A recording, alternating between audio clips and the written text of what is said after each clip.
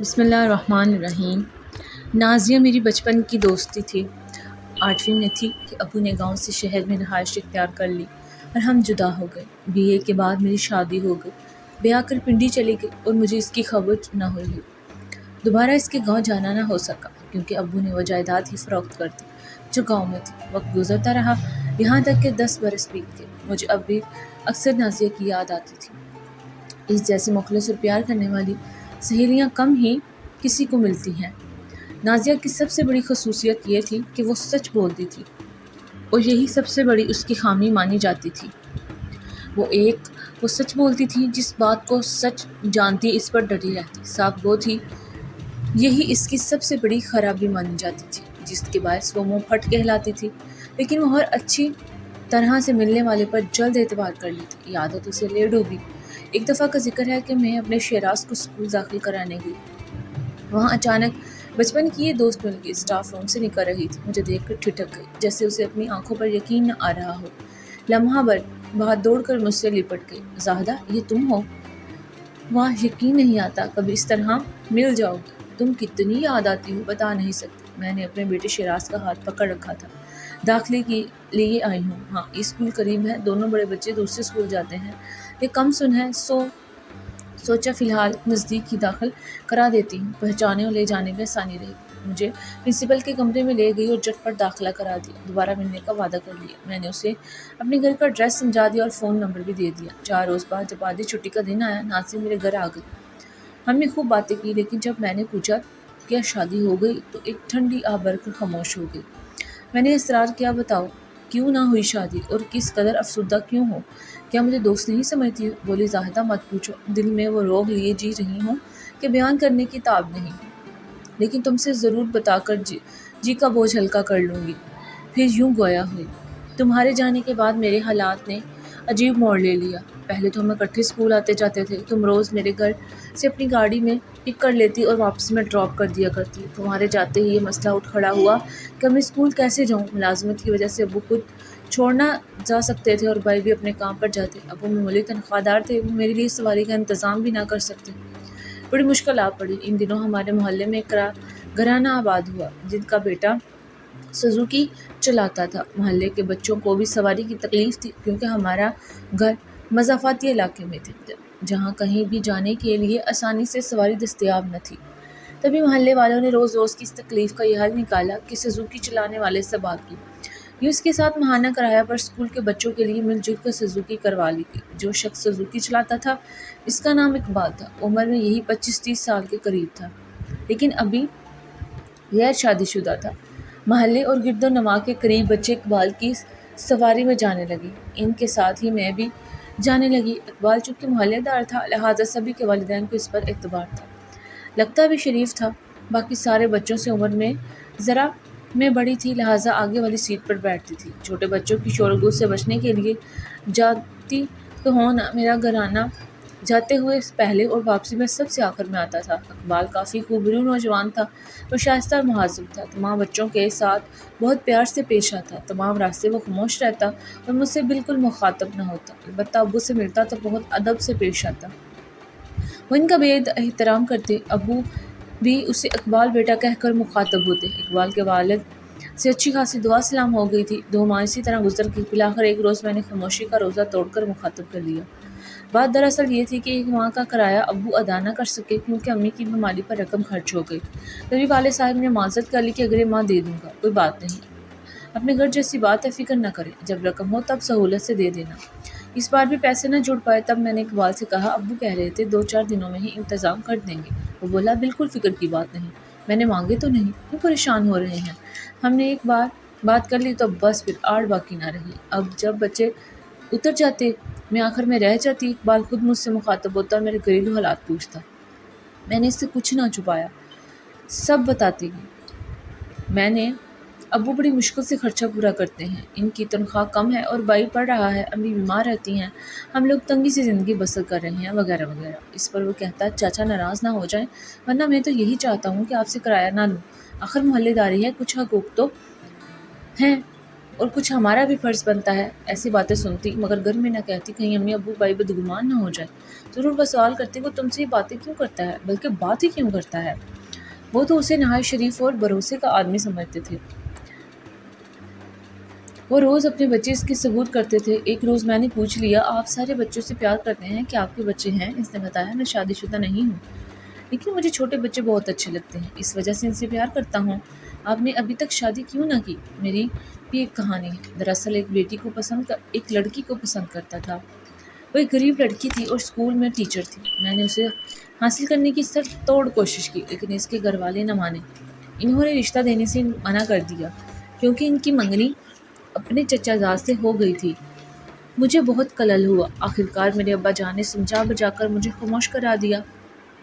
اس لڑکی کا نام مہناز تھا۔ اس نے قسم کھائی تھی کہ وہ میرے سوا کسی سے شادی نہ کرے گی، لیکن والدین نے اس کی نہ چلنے دی اور زبردستی اس کے منگیتر سے شادی کر دی۔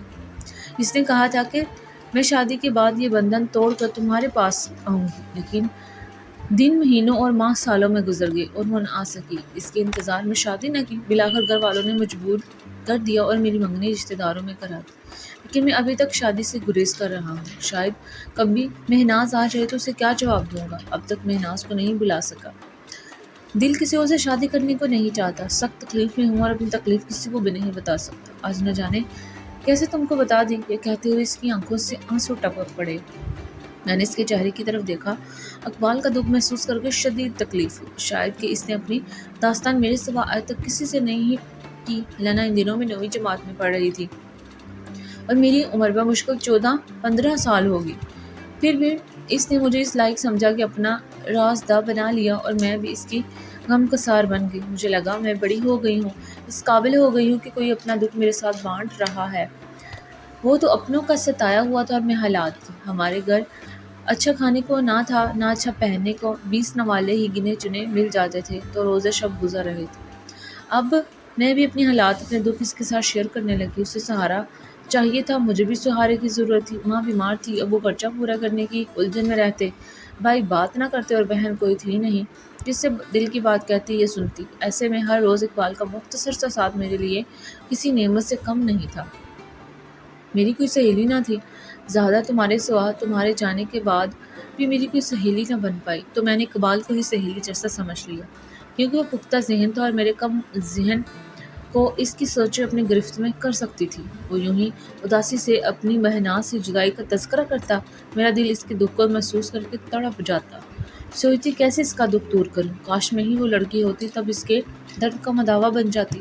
وہ اتنا ہمدرد تھا کہ ہمارے حالات کے بارے میں پڑھتا اور فکر مند رہتا، کوشش کرتا کہ ہم کو اس کی سوز کی سزوکی کا کرایہ نہ دینا پڑے۔ 2-3 ماہ گزر جاتے، ہرگز تقاضا نہ کرتا، وہ رفتہ رفتہ قسطوں میں کرایہ ادا کر دیتے۔ اسی وجہ سے وہ میرے والد کی نظروں میں اور زیادہ پسندیدہ ہوتا گیا اور ان کے دل میں گھر کرتا گیا۔ والد اسے بیٹھک میں بٹھا لیتے، چائے پلاتے، ادھر ادھر کی باتیں ہوتی۔ والد صاحب اس کی باتوں سے متاثر ہوتے۔ اقبال باشعور سلجھا ہوا نیک خیالات کا حامل تھا۔ میں دل ہی دل میں اسے چاہنے لگی۔ ہمدردی چاہت میں بدل گئی، لہٰذا ایسا اظہار نہ کر پائی۔ ایسی لڑکیوں کو بری نظر سے دیکھتی تھی، عشق محبت کے چکر میں بدنامی مول لیتی، لیکن جب وہ مہناز کا ذکر کر کے افسردہ ہوتا تو مجھے اس پر بہت ترس آتا۔ ایک روز اس نے مجھے خود سے یہ اظہار محبت لائیں گے تو میرے والدین راضی ہو جائیں۔ اقبال سے کہا، یہی بتانا کہ منگنی ختم کر دی ہے، میرے ابو آپ کو پسند کرتے ہیں، پہلے میرے ساتھ شادی کر لے، بعد میں ایسا ہی کروں گا، لیکن ایسا کچھ نہ کیا۔ 10ویں جماعت کے پرچے ہونے والے تھے۔ 15 دن کی ہم کو چھٹیاں ملی امتحان کی تیاری کے لیے۔ تبھی اس کے گھر شادی کی تیاریاں ہونے لگی۔ شادی کا کارڈ ہمارے گھر آیا تو سن رہ گئے، جیسے کسی نے مجھ پر بم گرا دیا ہو۔ ایسے لگا جیسے دنیا ختم ہو رہی ہو اور جیسے یہ میرا سفر آخرت ہو۔ اب تو چھٹیاں تھیں، مل بھی نہیں سکتی تھی، چھٹیاں ختم ہو گئی۔ ان کی شادی کو 1 ہفتہ ہو گیا تھا۔ مجھے اسکول تو جانا ہی تھا، 10ویں کا امتحان تھا۔ سارے بچے اتر گئے اور میں اکیلی رہ گئی۔ کہا، سنو نازیہ، مجھے وہ لڑکی بالکل پسند نہیں جس سے میری زبردستی شادی ہو گئی ہے۔ میرے اس کے ساتھ گزارا مشکل ہے، 2-3 ماہ میں ہی دیکھ لینا، میں اسے طلاق دے دوں گا، پھر شادی تو تم سے ہی کروں گا اگر تم راضی ہو جاؤ۔ بمشکل پرچے دیا۔ آخری پرچے کے دن جب سزوکی میں بیٹھی دیر رو رہا تھا، چہرہ اترا ہوا، آنکھیں نم تھی۔ اس نے نظر بھر کے میری جانب دیکھا۔ آج کم بچے تھے۔ انہیں اتار کر اس نے سڑک سے سزوکی کو موڑ لیا اور گھر سے کچھ دور ایک مکان کے سامنے سزوکی روک لی۔ کہنے لگا، آج تم سے ضروری بات کہنی ہے۔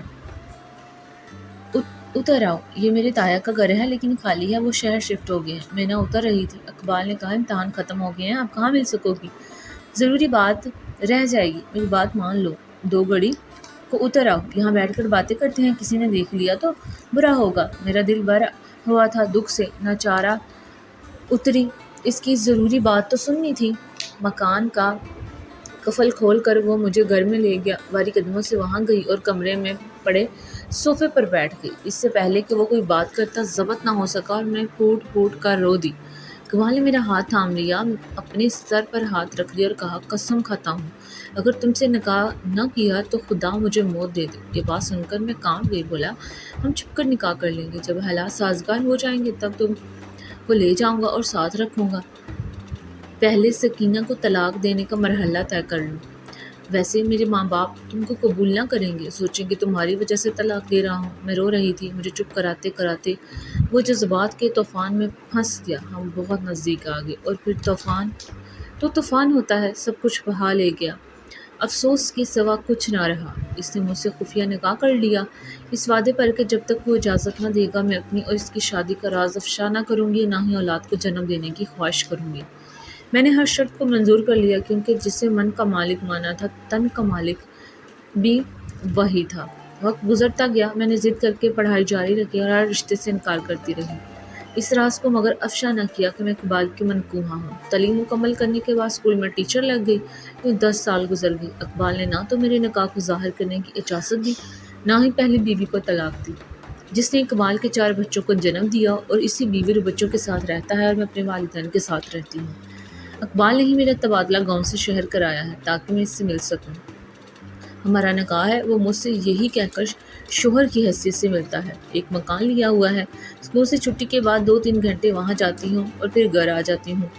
ہم صرف دن کو ملتے ہیں، کبھی ایک رات بھی گھر سے غیر حاضر نہیں رہی اور وہ بھی بیوی اور بچوں سے ایک رات بھی غیر حاضر نہیں ہوا۔ یہ ہے میری زندگی، اس کو تم شادی شدہ کہو یا غیر شادی شدہ سمجھو۔ ٹیچنگ کر کے خود کماتی ہوں، خود اپنے اخراجات پورے کرتی ہوں۔ اقبال کا کہنا ہے اس پر 4 بچوں کا بوجھ ہے، وہ مجھے خرچہ نہیں دے سکتا۔ میں ناظر کی زبانی اس کی کہانی سن کر دنگ رہ گئی۔ عجیب و غریب تمہاری محبت ہے اور عجیب سی زندگی تم بسر کر رہی ہو۔ نکاح خفیہ رکھنے کا معاہدہ ہرگز نہیں میری دوست، تم اس بندھن کو کم سے کم اپنے والدین پر تو ظاہر کر دو۔ وہ رو کر کہنے لگی دوست میں ایسا نہیں کر سکتی، کیونکہ جس دن میں نے اپنی اور اقبال کے نکاح کا راز افشا کیا وہ میرے اس کے بندھن کا آخری دن ہوگا۔ وہ چلی گئی اور میں نہ جانے سوچتی رہ گئی کہ اگر یہ بندھن ایسا ہی کچا ہے تو نہ جانے نازیہ اس کو توڑ کیوں نہیں دیتی، لیکن مجھے 1000 بار سوچنے کے باوجود اس سوال کا جواب سمجھ نہیں آیا۔ آج کی کہانی آپ کو کیسی لگی؟ اپنی رائے کا اظہار کمنٹ باکس میں ضرور کریں اور میرے چینل کو سبسکرائب کریں، ویڈیوز کو لائک شیئر کریں۔